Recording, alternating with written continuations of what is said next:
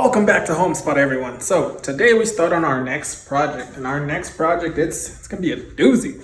It's actually gonna make us feel like real woodworkers, for that matter. So this is kind of what I have planned out. We want to make a cutting board.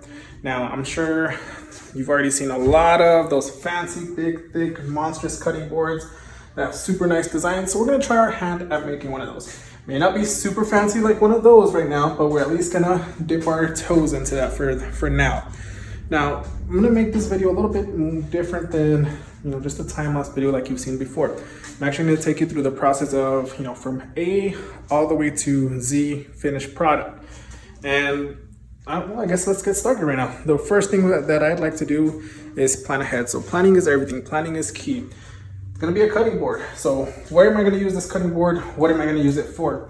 I know in my kitchen, I've already taken some measurements here. The main area where I do a lot of the cutting is about 14 inches by like 30 inches. So I'm probably not gonna make it that wide there. But so I know I have 14 inches I can play with. So I've already decided I'm gonna make mine 13 inches just to give us a 1 inch gap. Lengthwise, we're gonna do about 19 just because I feel like that's good enough. Also, I use a lot of the cutting boards that we have now, and they're super small. But I use them to transport my ribeyes, my meats, everything that's going on the grill from the inside of my house to the actual grill. So I measured that as well. I took that into account. That'll fit perfect. So it's gonna be 13 by 19 inches. So I have my dimensions that I want. Now what's it gonna look like? So again, back to the drawing board, kind of, what is it gonna look like? Now, this one's gonna be a little more simpler just because it is my first one. So I don't wanna, just jump off the deep end here. Here's kind of what I'm thinking. So, pretty simple. We're gonna use two species of wood, walnut. So the darker brown is the walnut. The yellow is gonna be the hard maple. Here is the wood that we're gonna be using. So again, 13 inches by 19 inches wide. And honestly, I'm gonna kind of wing it a little bit here. I have drawn this to scale, so there's gonna be an inch gap here, half-inch gap here. This is gonna be the one that's gonna vary depending on how big or how wide the boards are gonna be. As far as the thickness, so this guy up here, that's gonna depend a lot on how much wood we actually have, because this is all the wood that we actually have to work with. So I'm thinking at least 1.5 inches. If I can make it 2 inches, awesome, but I'm thinking it's gonna be closer to 1.5 inches. So again, that's kind of like the planning stages. So once everything is planned out, it's time to actually get cutting, get to work. Actually, I'll bring this here. So this guy over here, I wasn't using very much just because it wasn't a full 90 degrees. I took about an hour the other day just to make sure everything is fully caught up. It is 90 degrees, 100% now. So we're gonna be doing a lot of that. I'm gonna be marking my boards exactly to see where I'm gonna cut them, and try to avoid like stuff like this, like little knots, this crack up here. We're gonna try to avoid, actually we will avoid all of that. So we're gonna use the good parts, X out the bad parts, and well, that's it. Let's get to work so far. Okay, so up first, we already know our width is gonna be 19 inches wide, but we don't wanna start off right at 19. We wanna give ourselves a little bit of wiggle room just in case we're a little off later. We can always trim it down to size later. So we're gonna start off, we're just gonna give ourselves a 1/2 inch wiggle room. Not like using this Versa chalk, and it's just straight up liquid chalk, just because it's a lot easier to see on darker wood. So 19.5, we'll mark it there. Same thing with this other guy. We'll mark it right at 19.5. And we'll scoot this guy over. Mark this guy right at 19.5. Set that straight. And again, if you're off by a little bit, it's not that big of a deal right now. We're just cutting to rough width. And we'll flip this guy around, and we'll mark this one to 19.5. This one's actually a little over 20, so we'll leave that one as is. We don't need to mark it, we'll just cut it. So good to go there. Now, same thing with my maple board. Just put this guy on top.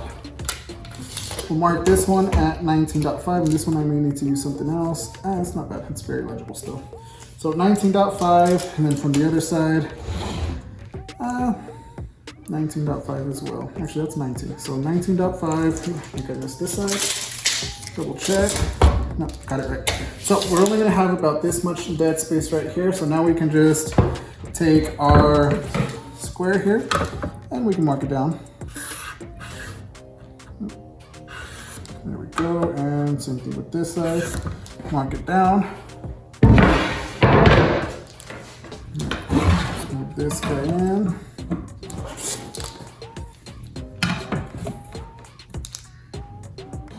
Straight line. Same thing with this guy.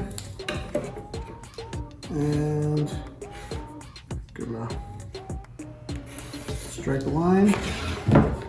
And strike line as well.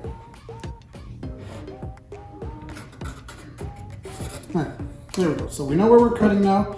So let's move on over to the miter saw and we'll get everything cut to rough width. All right, so let's go.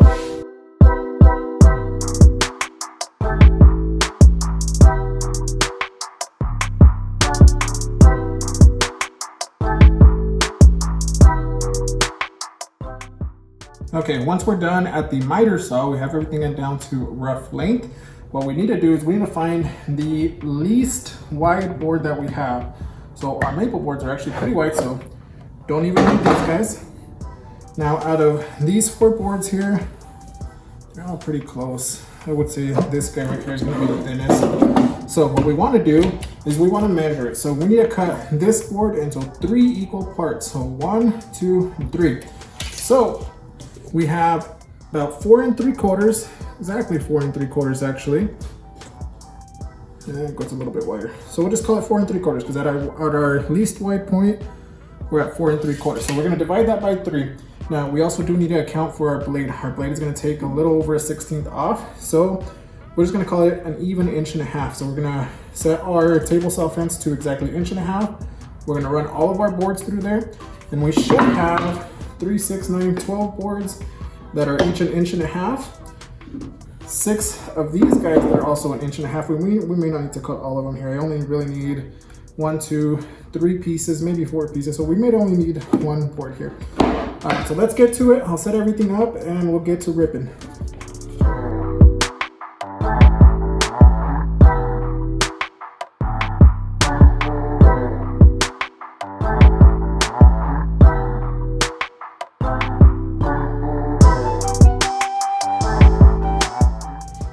Okay, so now we can start to see what we're really getting into.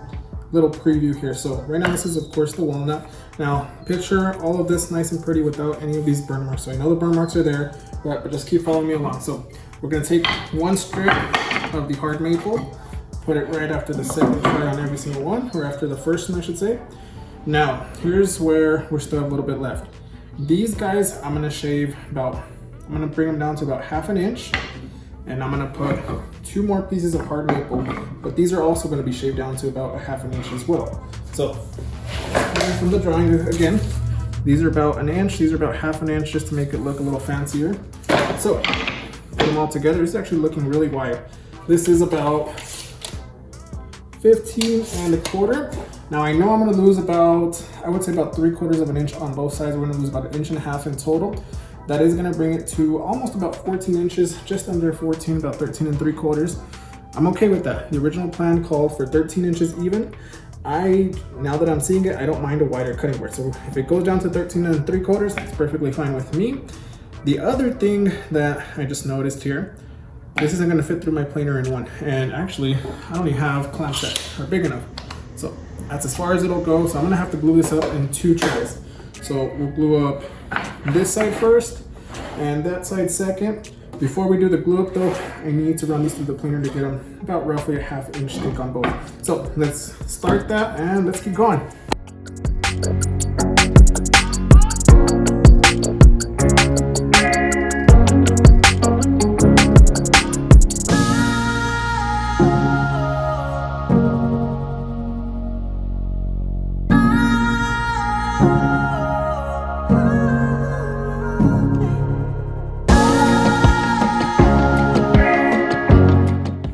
Okay, so now we're kind of just checking fitment again, see if we like them. Right, so the gaps are a whole lot smaller, so that I do like right away. And then the other pieces here, so I'm gonna have, actually this guy goes here. We'll have 2 smaller walnuts and 2 smaller maples. Okay, I like that. I think I want to go just a tiny bit smaller, maybe a couple more times through the planer, and we should be golden.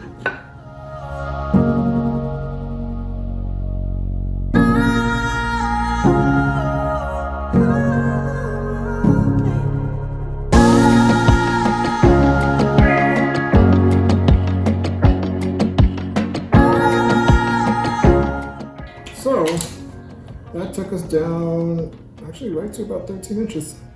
All right, so that's roughly what it's gonna look like as far as width. I like it a lot so far. So now time to do a glue. Still don't think we have enough width. Just missed it by about an inch.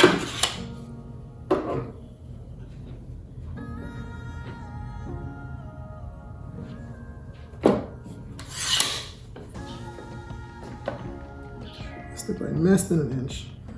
Honestly, I'm probably just going to thin one of these down just enough so I have enough clamps to do it all in one shot. Yeah, let's do that.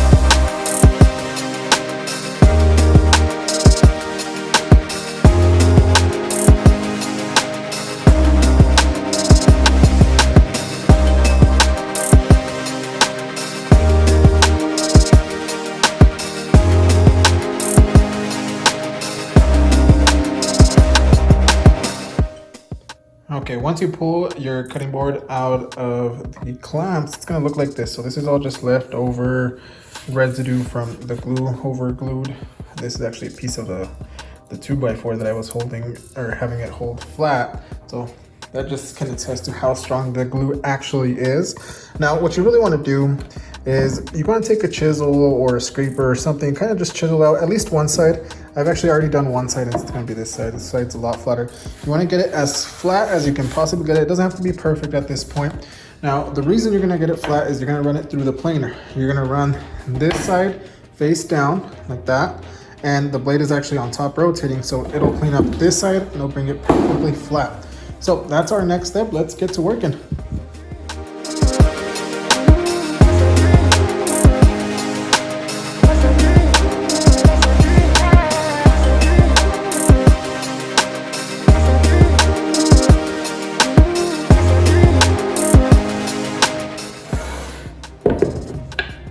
Okay, so once we've surfaced the top, it looks nice, clean, and smooth now.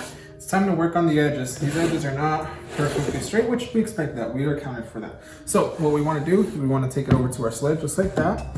And we want to cut off as little as possible. So you want to find the shortest board, which is going to be, I believe it's this guy right here. Yep. And you're gonna put it right in line with the blade. So it's gonna take off as little as we possibly can, make it nice, even and straight. So let's get to cutting here.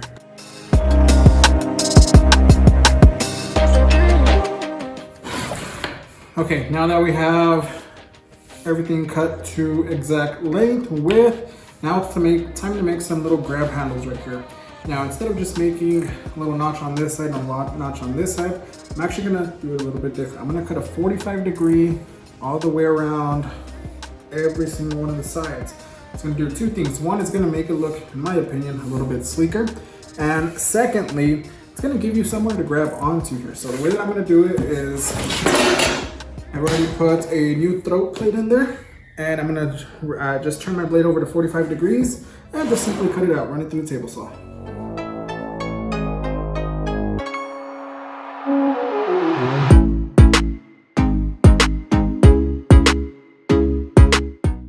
All right, so up next, now that we're done shaping the cutting board, we like where we're at, it's time for finishing pretty much. And we start by sanding. So 120, 180, and 220 grit sandpaper, this should be enough right here. So what I like to do, just get a pencil and just draw a line.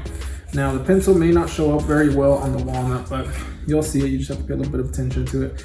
The reason I do this here, it lets you know when you're ready to move on to the next grit. Once the sandpaper completely removes the pencil line, it's time to move up from the 120 to the 180. Vice versa, when I jump onto the 180, I'll do the same thing. I'll put the pencil on here, again sand it, and once the sandpaper takes all the pencil away, time to move up to the 220. Now as I go through the grits, the pencil mark will be erased faster just because it's a tinier grit. So let's get to work, and we're gonna do that on all the sides actually. This side, that side, and when we get to the actual sides, we just gotta be careful because we have these edges that we like already. You wanna keep those the same. We don't wanna adjust them. We don't wanna smooth them out or round them out here on the corners. So let's get to sanding.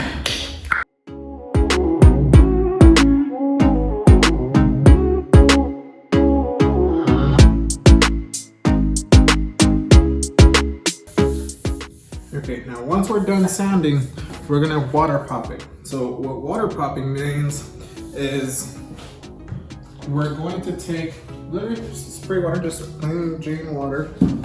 And what we wanna do is we wanna just spray it down with water. So all the fibers in here, if you actually look under a microscope, all the little fibers are torn in here. What you're gonna do with the water is you're gonna raise those fibers as much as they can, and you're gonna hit it back with some 220 grit sandpaper that you get it down just even that much smoother. And actually, if you don't do this, and if I were just to throw finish on it, and the very first time we were to wash the cutting board or anything like that, the first time you would get water, it would actually raise the grain on the cutting board, and it just doesn't look professional, it doesn't look good. People are gonna think that you don't know what you're doing. But let's water pop it. And I also like this step just because it gives you a better idea of what you're actually gonna look at. You know, it gives you a little preview. But what you do, you literally throw it on like that, and you let it dry. Give it 15-20 minutes, and come back a little bit later, just sand it down.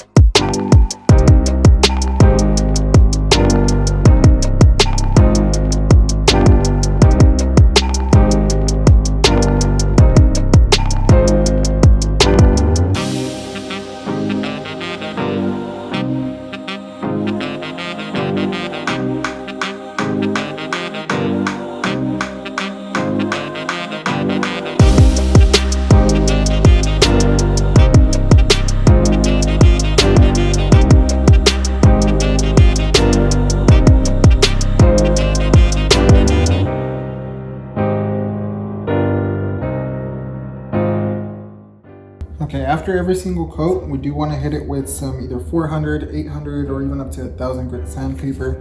This happens to be 800, and we just want to lightly take the top layer off just so we can get it super smooth. It already feels smooth, but we want to apply one more layer, total of 3 layers of this butcher block oil.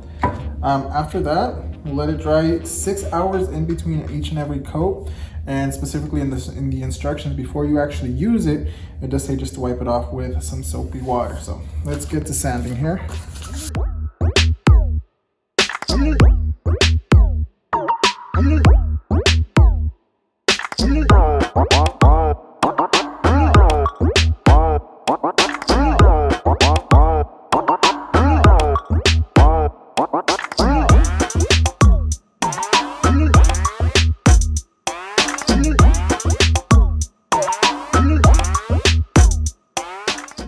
And just like that, everyone, project cutting board is done. Now, What I had originally thought was going to be a very daunting task turned out to be not as bad as I originally thought. Now, yes, there was still a lot of work involved, not denying that, but it wasn't so bad. I'm already thinking in the future, what designs am I going to make next? What am I going to make tomorrow?